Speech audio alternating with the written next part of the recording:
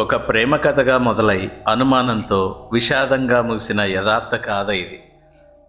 భారతీయ నేర చరిత్రలో, ముఖ్యంగా ఢిల్లీ నగర చరిత్రలో తందూర్ అనే మాటకు అత్యంత భయంకరమైన అర్థాన్ని ఇచ్చిన ఘటన ఇది. రాజకీయం, అధికారం, ప్రేమ, అనుమానం, తొందరపాటు మరియు క్రూరత్వం కలగలిసిన ఈ కేసు ఒక కుటుంబాన్ని ఒక్క క్షణంలో ఏ విధంగా కుదిపేసిందో ఇప్పుడు చూద్దాం. జూలై 2, 1995. ఆ రోజు రాత్రి ఢిల్లీ ఆకాశం మేఘావృతమై ఉంది. చిరుజల్లులు పడుతుండటంతో వాతావరణం చల్లగా ఉంది. కన్నాట్ ప్లేస్ రద్దీగా ఉండే ప్రదేశమైన ఆ సమయంలో నిర్మానుష్యంగా ఉంది. రాత్రి 11:30 అవుతుంది. ఢిల్లీ పోలీస్ కానిస్టేబుల్ అబ్దుల్ నజీర్ కుంజు తన సహచరుడు రాజేందర్ సింగ్తో కలిసి పెట్రోలింగ్ చేస్తున్నారు. వారు అశోక రోడ్ వైపు వెళ్తుండగా గాలిలో ఒక రకమైన ఘాటైన దుర్వాసన వచ్చింది. అది కూడా చాలా అసహ్యకరంగా ఉంది. ఆ వాసన ఎక్కడి నుంచి వస్తుందో గమనించగా సమీపంలోని బగియా రెస్టారెంట్ వైపు నుంచి వస్తున్నట్టు పసిగట్టారు. ఈ రెస్టారెంట్ అప్పటి ఐటీడీసీ అంటే ఇండియన్ టూరిజం డెవలప్మెంట్ కార్పొరేషన్కి చెందిన లోధి హోటల్ ఆవరణలో ఉంది. ఆ సమయంలో రెస్టారెంట్ మూసేసి ఉంది. కుంజు మనసులో ఏదో కీడు శంకించింది. పోలీస్ ఆలోచన నేరాన్ని ఎమ్మటే పసిగడుతుంది. ఆ ధోరణిలో ఆలోచించగా వెంటనే అతను రాజేందర్ సింగ్తో కలిసి రెస్టారెంట్ ప్రహరీ గోడ దూకి లోపలికి వెళ్ళారు. రెస్టారెంట్ వెనుక భాగంలో ఉన్న ఓపెన్ ఎయిర్ బార్బిక్యూ సెక్షన్లో తందూర్ బట్టి నుండి పెద్ద ఎత్తున మంటలు, పొగలు వస్తున్నాయి. ఆ పొయ్యి వద్ద హోటల్ మేనేజర్ కేశవ్ కుమార్ నిలబడి ఉన్నాడు. అతను చాలా కంగారుగా పొయ్యిలో పెద్ద పెద్ద కట్టెలు, పాత పార్టీ బ్యానర్లు, పోస్టర్లను వేస్తున్నాడు. బట్టీలో అవి నిండిపోవడంతో పెద్ద కట్టె ఒకటి తీసుకొని గట్టిగా లోపలికి తోస్తున్నాడు. ఏం జరుగుతుంది ఇక్కడ ఈ సమయంలో? ఆ మంటలేంటి అని కానిస్టేబుల్ కుంజు గట్టిగా అడిగాడు. కేశవ చాలా కంగారుగా, ఏం లేదు సార్, పాత పోస్టర్లు కాల్ చేస్తున్నాం అని సమాధానం ఇచ్చాడు వణుకుతున్న గొంతుతో. కానీ ఆ సమాధానం కుంజును సంతృప్తి పరచలేదు. ఆ దుర్వాసన భరించలేనంతగా ఉంది. ఆ మంటల్లో ఏదో భారీ వస్తువు కాలుతున్నట్లు అతనికి అర్థమైంది. వెంటనే కుంజు తన దగ్గరున్న టార్చ్ లైట్ను ఆన్ చేసి దాంట్లో నిశితంగా చూశాడు. తందూర్ లోపల వేశాడు. టార్చ్ కాంతిలో కనిపించిన దృశ్యం కుంజుని ఒక్కసారి షాకుకు గురిచేసింది. ఆ భయంకరమైన మంటల మధ్య సగం గాలిన ఒక మనిషి శరీరం కనిపిస్తోంది. అది ఒక స్త్రీ శరీరమని అర్థం కావడానికి అతనికి ఎక్కువ సమయం పట్టలేదు. మృతదేహం కాళ్ళు, చేతులు వేరు చేయబడి ఉన్నాయి. వెంటనే కుంజు, రాజేందర్ సింగ్ కేశవ్ కుమార్ను పట్టుకున్నారు. కేశవ్ పారిపోవడానికి ప్రయత్నించినప్పటికీ పోలీసులు అతన్ని లొంగదీసుకున్నారు. కుంజు వెంటనే కంట్రోల్ రూమ్కి సమాచారం అందించాడు. కొద్ది నిమిషాల్లోనే సీనియర్ పోలీస్ అధికారులు సంఘటనా స్థలానికి చేరుకున్నారు. ఆ బట్టీలోని మంటలను ఆర్పివేసి మృతదేహాన్ని బయటికి తీశారు. అది దాదాపు పూర్తిగా కాలిపోవటానికి వచ్చింది. అంటే 80% కాలిపోయింది.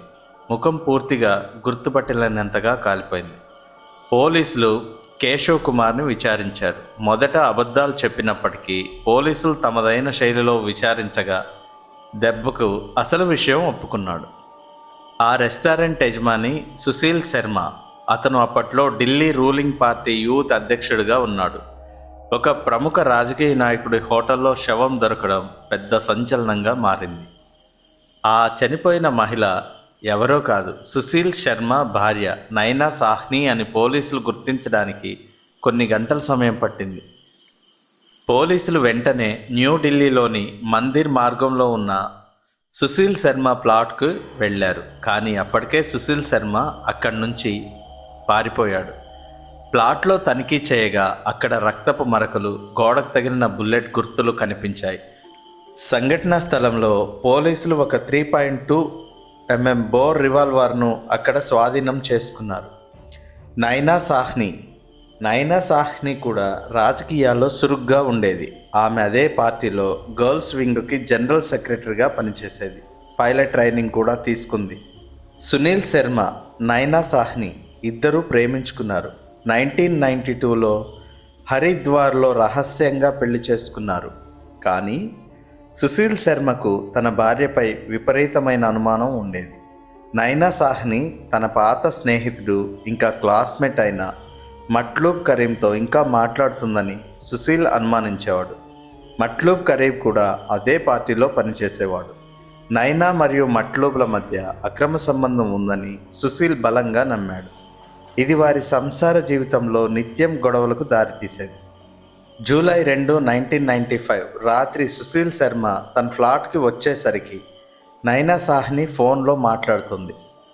సుశీల్ని చూడగానే ఆమె కంగారుగా ఫోన్ పెట్టేసింది. అది చూసి కోపంతో ఊగిపోయిన సుశీల్ ఫోన్ను రీడయల్ చేశాడు. అవతలి వైపు నుంచి మట్లూబ్ కరీం గొంతు వినిపించింది. అంతే, సునీల్ కళ్ళు ఎర్రబడ్డాయి. తన భార్య తనను మోసం చేస్తుందని అతను స్థిరంగా నమ్మాడు. ఆ క్షణం కోపం, అనుమానం అతన్ని మృగంగా మార్చాయి. తన దగ్గరున్న లైసెన్స్డ్ రివాల్వర్ తీసి నైనాపై 3 రౌండ్లు కాల్పులు జరిపాడు. బుల్లెట్లు ఆమె తలలోకి, మెడలోకి దూసుకెళ్లాయి. నైనా అక్కడికక్కడే కుప్ప కూలిపోయింది. నైనా చనిపోయిందని నిర్ధారించుకున్న తర్వాత సుశీల్ శర్మ ఏమాత్రం భయపడకుండా శవాన్ని ఎలా వదిలించుకోవాలో ప్లాన్ చేశాడు. మొదట శవాన్ని యమునా నదిలో పడేయాలని అనుకున్నాడు.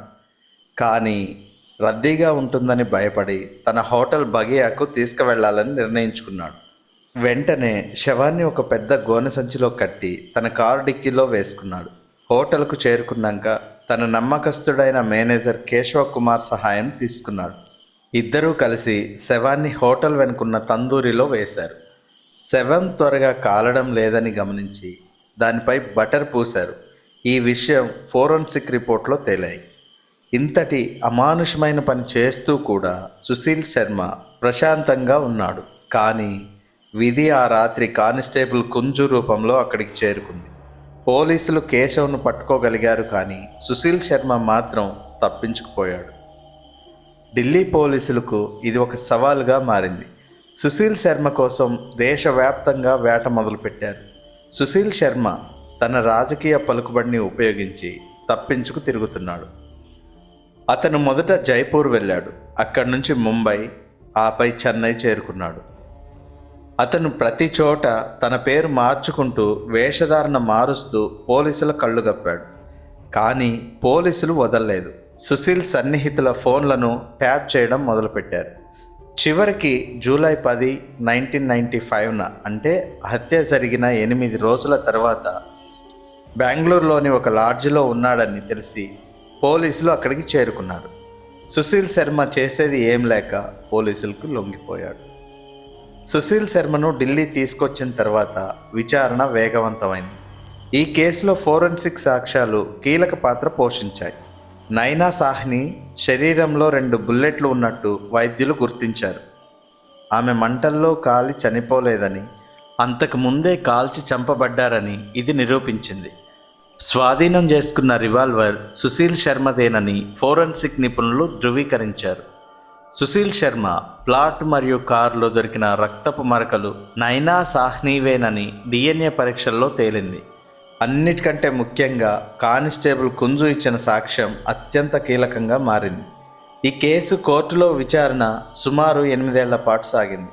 సుశీల్ శర్మ తన తప్పును అస్సలు ఒప్పుకోలేదు. నైనా ఆత్మహత్య చేసుకుందని, భయంతో తాను శవాన్ని తందూరులో పడేశానని కట్టుకథలు చెప్పాడు. కానీ శాస్త్రీయ సాక్ష్యాలు అతని అబద్ధాలను పటాపంచలు చేశాయి. 2003లో ట్రయల్ కోర్టు సుశీల్ శర్మకు ఉరిశిక్ష విధించింది. ఇది అరుదైన వాటిలో అత్యంత అరుదైన కేసు అని జడ్జి గారు వ్యాఖ్యానించారు. మేనేజర్ కేశవ్ కుమార్కు 7 ఏళ్ల జైలు శిక్ష విధించారు. సుశీల్ శర్మ అంతటితో ఆగకుండా కేసును హైకోర్టుకు తీసుకువెళ్లారు. 2007లో ఢిల్లీ హైకోర్టు కూడా సుశీల్ శర్మకు ఉరిశిక్షను ఖరారు చేసింది. సుశీల్ శర్మ అప్పుడు కూడా కేసును సుప్రీంకోర్టుకు తీసుకువెళ్ళాడు. 6 ఏళ్ల తర్వాత అంటే 2013లో సుప్రీంకోర్టు సుశీల్ శర్మకు ఉరిశిక్షను జీవిత ఖైదుగా మార్చింది. సుశీల్ శర్మకు అంతకుముందు ఎలాంటి నేర చరిత్ర లేదని, అది క్షణికావేశంలో జరిగిన హత్యని భావించి కోర్టు ఆ నిర్ణయం తీసుకుంది. జీవిత ఖైదు అనుభవిస్తున్న సమయంలో సుశీల్ శర్మ తిహార్ జైల్లో ఒక ఆదర్శ ఖైదీగా ఉండటానికి ప్రయత్నించాడు. జైల్లో కంప్యూటర్ సెంటర్ నిర్వహించడం, తోటి ఖైదీలకు చదువు చెప్పడం వంటి పనులు చేశాడు. 23 ఏళ్లు జైలు జీవితం గడిపిన తర్వాత 2018లో ఢిల్లీ హైకోర్టు అతన్ని విడుదల చేయాలని ఆదేశించింది. శిక్షాకాలం పూర్తయిందని, అతని ప్రవర్తన బాగుందని కోర్టు పేర్కొంది. సుశీల్ శర్మ జైలు నుంచి బయటికి వచ్చి ప్రస్తుతం ఒక సామాన్యుడిగా జీవిస్తున్నారు. నైనా సాహ్ని కేసు భారతదేశ నేర దర్యాప్తు చరిత్రలో ఒక మైలురాయిగా నిలిచిపోయింది. ఇది ఫోరెన్సిక్ సాక్ష్యాల ప్రాముఖ్యతను చాటి చెప్పింది. అనుమానం అనేది మనిషిని ఎంతటి మృగంగా మారుస్తుందో, అధికారం మరియు రాజకీయం నేరాలను ఎలా కప్పిపుంచడానికి ప్రయత్నిస్తాయో ఈ సంఘటన నిరూపించింది. నేటికి ఢిల్లీ వీధుల్లో కన్నాట్ ప్లేస్ దాటి వెళ్తున్నప్పుడు పాత తరం వారు ఆ బగియా హోటల్ ఉన్న వైపు చూసి ఒక్కసారి వణికిపోతారు. చట్టం తన పని తాను చేసుకుపోయింది, కానీ ఆ రాత్రి జరిగిన అమానుషం చరిత్రలో చెరిగిపోని ఒక రక్తపు మరకలా మిగిలిపోయింది. ఈ స్టోరీలోని హోటల్ పేరు, కోర్టు తీర్పులు, పోలీస్ రికార్డులు మరియు ఇతర వివరాలన్నీ నాటి పత్రికా వార్తల ఆధారంగా సేకరించిన యథార్థ సమాచారం. రాజకీయాల్లో ఎదగాలని కలలు కన్న ఒక యువతి తన భర్త అనుమానానికి బలైంది. నైనా సాహ్ని కేసు చరిత్రలో ఒక మైలురాయి. అనుమానం అనేది మనిషిని ఎంతటి మృగంగా మారుస్తుందో చెప్పడానికి సుశీల్ శర్మ ఉదంతమే ఒక ఉదాహరణ. బయట మనకి ఎప్పుడైనా ఇలాంటి సమస్యలు ఎదురైతే సంయమనంతో, శాంతిగా, ఆలోచనతో ముందుకెళ్లాలని మా మనవి. అనుమానం మానవ సంబంధాలని ఎలా మారుస్తుందో చూడటానికి ఈ స్టోరీ ఒక ఆదర్శంగా తీసుకోవాలి. ఎప్పుడూ కూడా క్షణికావేశంలో నిర్ణయం తీసుకునే బదులు శాంతంగా ఆలోచించాలి.